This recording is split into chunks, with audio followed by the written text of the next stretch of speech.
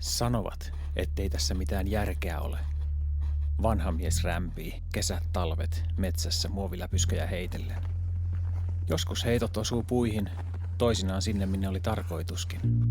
Mutta juuri siinä on lajin hienous. Jokainen heitto on kuin pieni mysteeri.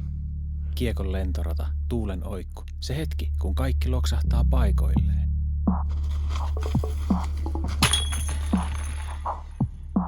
Ja joskus ei loksahda. Se harmittaa hetken, mutta ei se haittaa. Frisbeegolfari metsästää holareita. Holari on kuin frisbeegolfin yksisarvinen.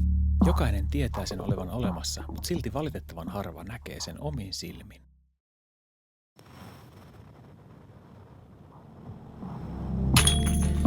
Se tunne. Se on kuin pieni räjähdys sisälläsi. Olet voittanut pelin, vaikkei kukaan edes pelannut sinua vastaan.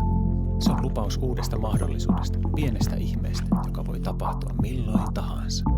Siksi minä heitän.